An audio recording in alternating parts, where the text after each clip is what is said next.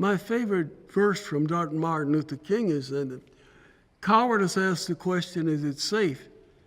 Expediency asks the question, is it popular? Vanity asks the question, is it politic?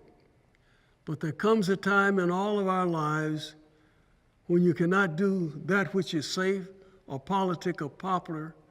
You have to do it because it's the right thing to do.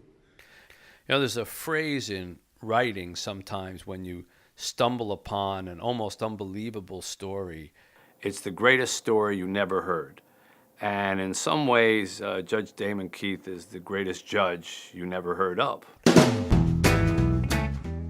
60s are always hailed as the time when there was a revolution over civil rights, but the legal revolution really didn't take place until the 70s. Most federal judges can sit on the bench their entire tenure and not have a critical case.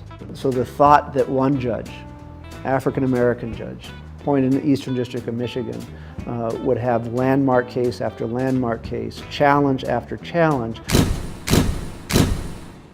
nobody could have predicted. Judge Damon Keith today ruled that the city of Hamtramck, Michigan, forced Negroes out of town. Rezoning. That's what they called it. We called it removing. The court-ordered busing has been carried out to the accompaniment of protest and violence. Keith, he took the heat for it. And by God, we've just begun to fight! How many are going to keep their children home? It's not immigration, it's communism! He wanted to take the Constitution and try to apply it to the circumstances of this century. The federal government said we can listen in on people's conversations, and Judge Keith and the court said, no, you can't. One little black district court judge in the early 70s standing up to the federal government. I would imagine that there were advisors to the judge would be saying, play safe. Judge Keith has never played it safe. He was born in 1922.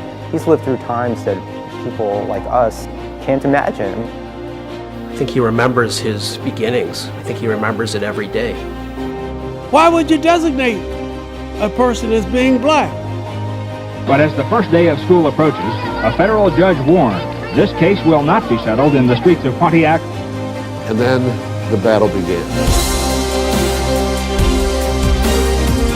One person can make a difference if you have the courage and the power to do what is right.